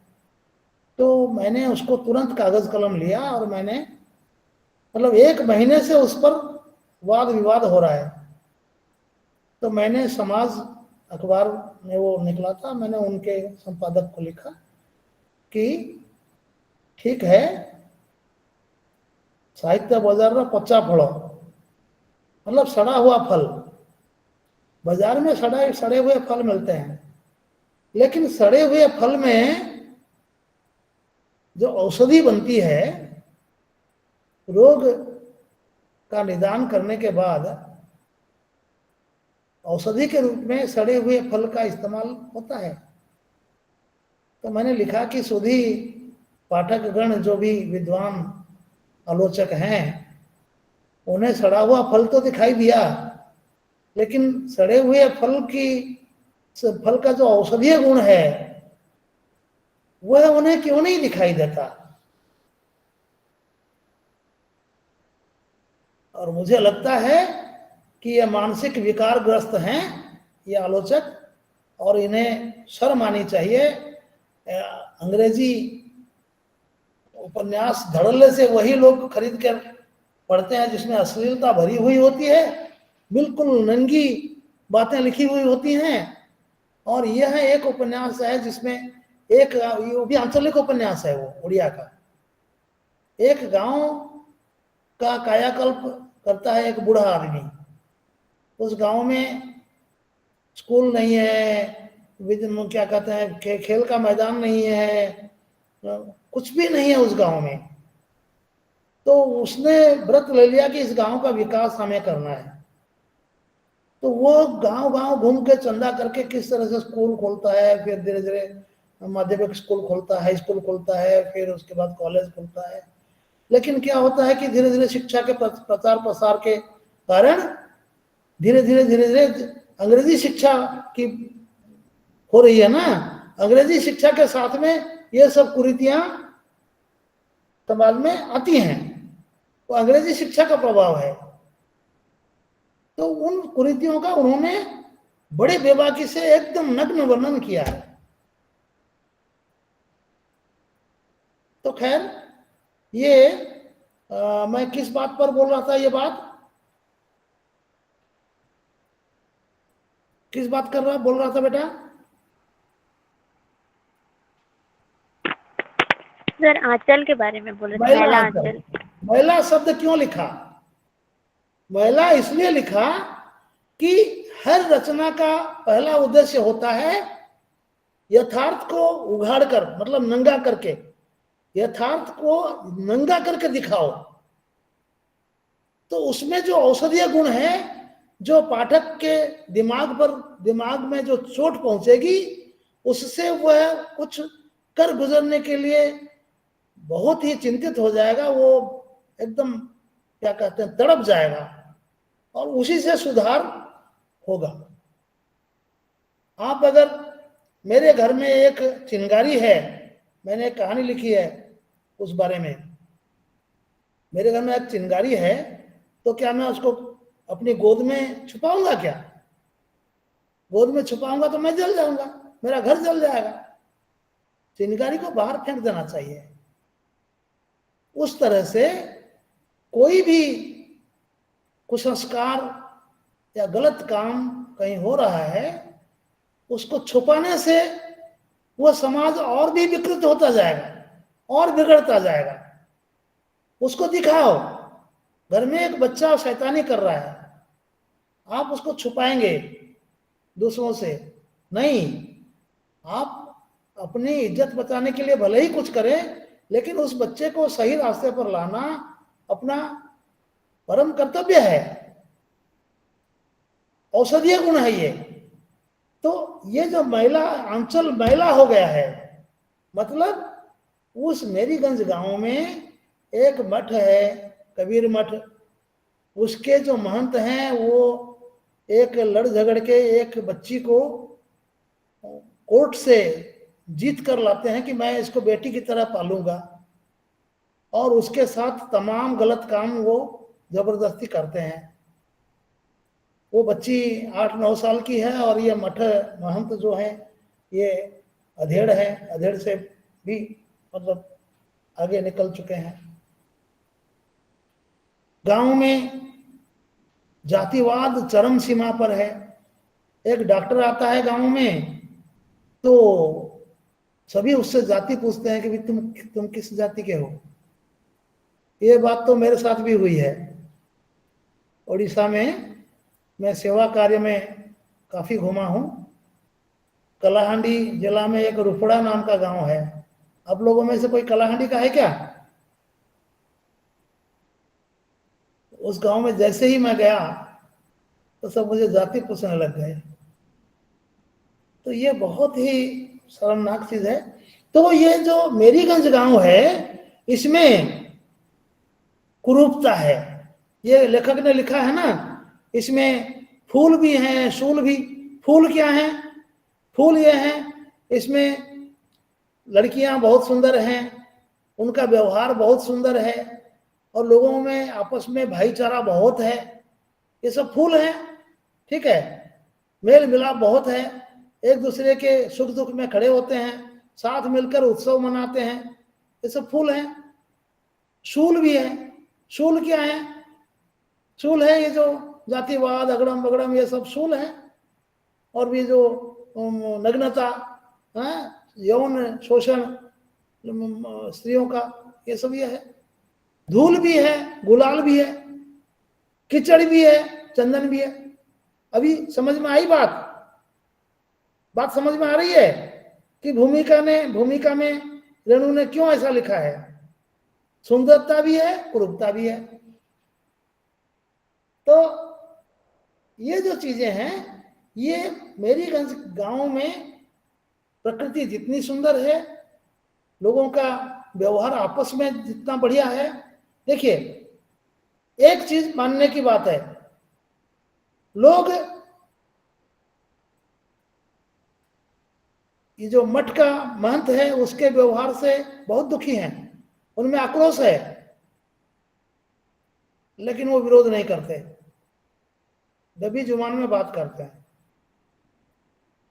एक डॉक्टर आता है गांव में, वो एक मरीज आती है, पहला मरीज जो है एक लड़की है, सुंदर लड़की है, उसकी शादी नहीं हो पा रही है, तहसीलदार की लड़की। तो उसका ये इलाज करता है, वो विक्षिप्त हो गई है, उसके रिश्ते कई टूट गए, तो उम्र बढ़ रही है, तो विक्षिप्त सी हो गई है। तो उसका ये इलाज गाना सुना सुना कर करता है। तो धीरे धीरे वो लड़की खिलखिलाकर हंसने लगती है, धीरे धीरे उसका प्रेम होता है, और ये डॉक्टर की ओर से उसको एक बच्चा भी पैदा हो जाता है। लेकिन गांव वाले कोई विरोध नहीं करते।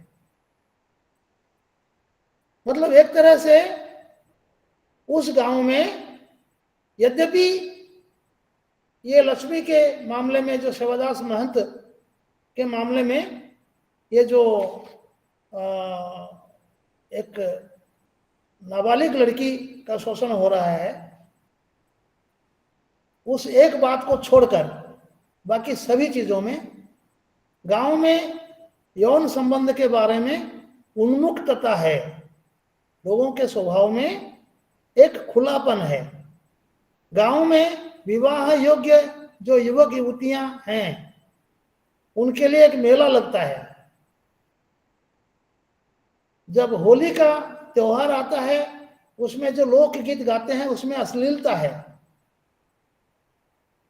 मिथिला अंचल का क्या है कि वहां विद्यापति, कवि विद्यापति मिथिला के हैं।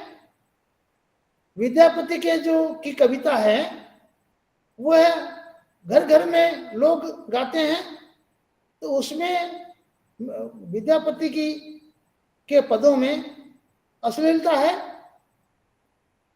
और कुछ वहां जो कृष्ण का क्या गोपी कृष्ण गोपियों और कृष्ण की जो लीलाएं वो बहुत ही प्रसिद्ध हैं वहां। तो इससे जनजीवन में एक सकारात्मक विचार आया है कि यह ईश्वर का प्राकृतिक नियम है, इसे कोई दबाने से दबता नहीं है यह नियम। इसलिए अगर कहीं कुछ हो जाता है तो उसको इतना तवज्जो नहीं देना है और उसको प्राकृतिक नियम के हिसाब से लोग स्वीकार करते हैं। तो एक तरफ कवि एज लेखक इसे मैल कहते हैं, महिला अंचल, एक तरफ उसको स्वीकार भी कर रहे हैं कि यह तो प्रकृति का नियम है। इसको तो उन्होंने खुले तौर पर नहीं लिखा है, लेकिन इसी भाव से इसमें वर्णन मिलता है। तो हम लोग आज यहीं तक पढ़ते हैं और कल इसी पर चर्चा करेंगे और एक आध कहानी अगर हो सकेगी तो बात करेंगे, ठीक है। आधा आधा समय कर लेंगे। मैं बोल रहा था नहीं हो पाएगा, तो मैंने आपको आज आंचलिक उपन्यास के बारे में कुछ अधिक समय लग गया हम लोगों को, क्योंकि एक महत्वपूर्ण प्रश्न है, आपका जरूर आएगा। मैं अगर नहीं बताता तो शायद मैं अपराधी हो जाता, इसलिए इसको अलग से मैंने बताया। और आंचलिक उपन्यास में तो इस उपन्यास में कथानक कुछ है ही नहीं। महिला आंचल उपन्यास में कथानक कुछ नहीं है, सब विक्षिप्त कथानक है। मतलब घटनाएं अलग अलग घटनाएं ऐसे हैं, ठीक है। तो वो कुछ पात्र हैं उसमें, उन पात्रों के लिए हम लोग कल विचार करेंगे। और आप लोग भी थोड़ा पढ़ लीजिए, ठीक है। और जो जो मैंने बताया उसका नोट्स बना लीजिए। और कुछ पूछना है बेटा?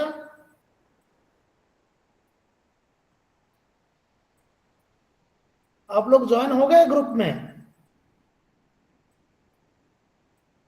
चैट बॉक्स में ग्रुप का लिंक लगा है, अंकिता बिटिया ने डाला है, आप लोग ज्वाइन हो जाइए, ठीक है। मेरा नंबर भी नोट कर लीजिए।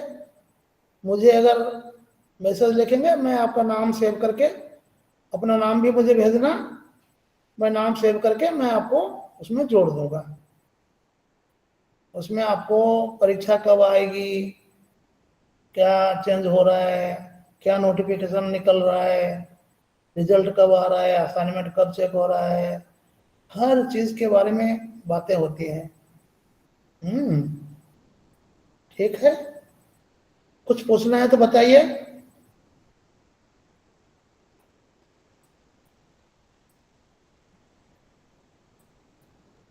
किसी को कुछ पूछना है, पूछो।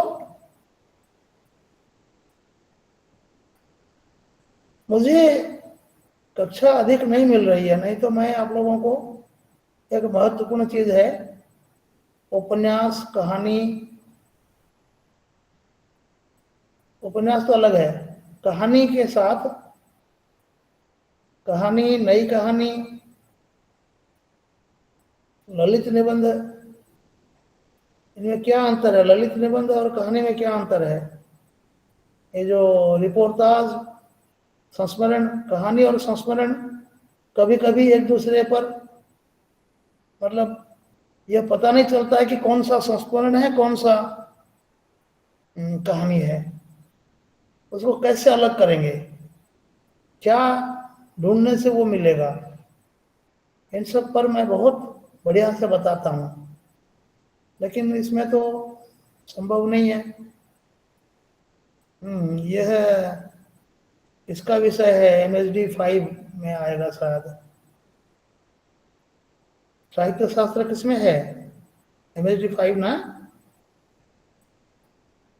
MSD 5 या MSD 7 में है शायद, सेकेंड ईयर में है। तो ठीक है, किसी को कुछ पूछना है तो पूछो, और 2-4 मिनट है।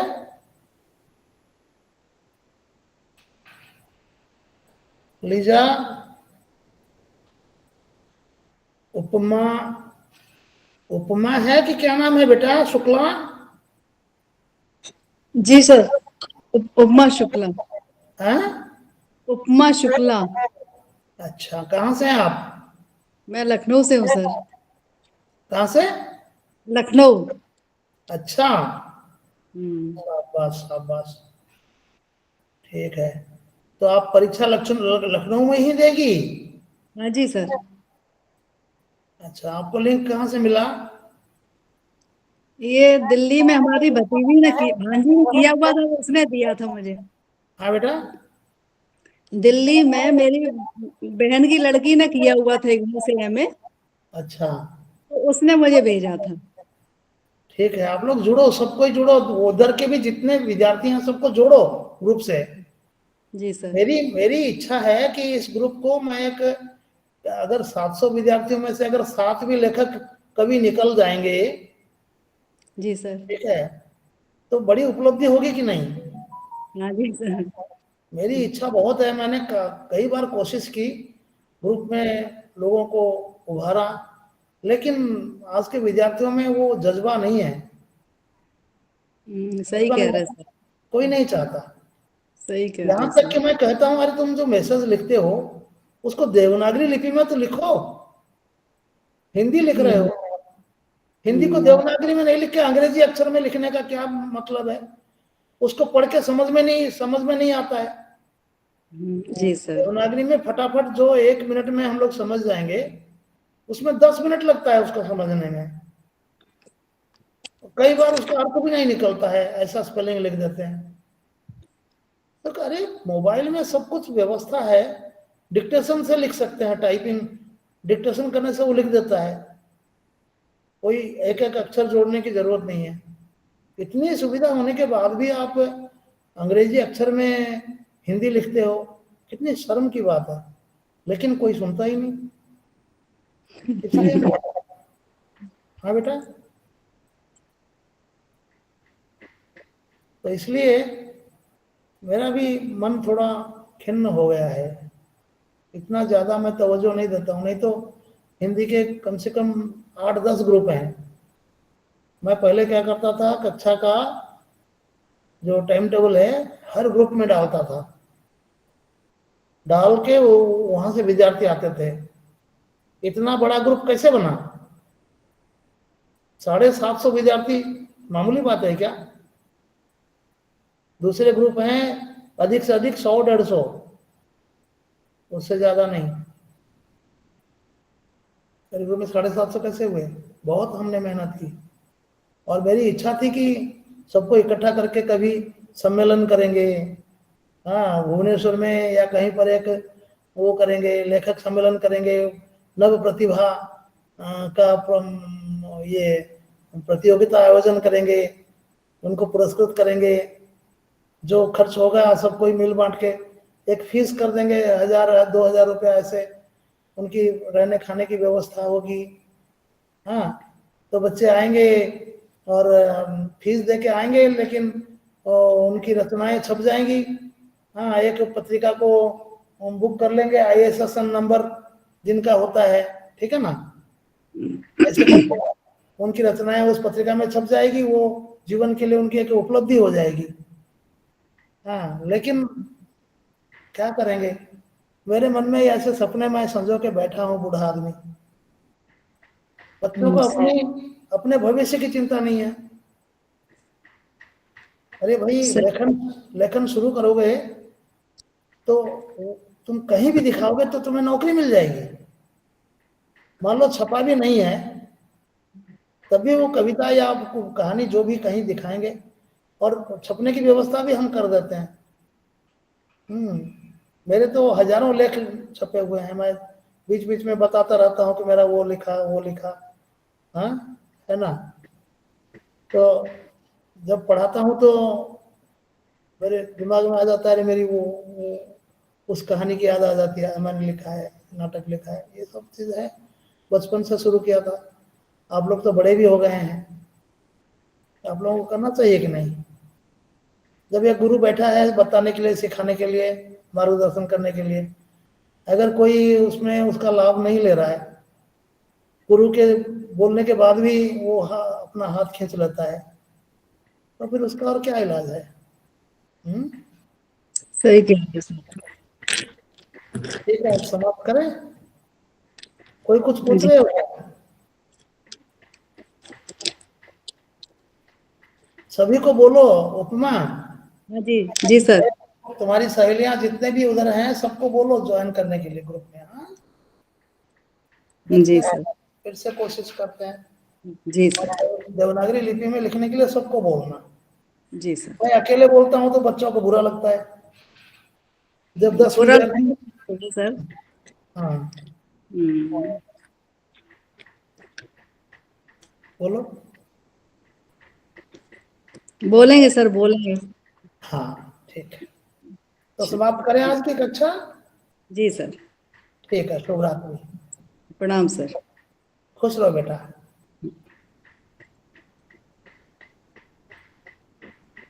साक्षी, शुभश्री, अंकिता, सीमा, स्वरूप रानी, लीजा, प्रणाम सर। सबको शुभ रात्रि।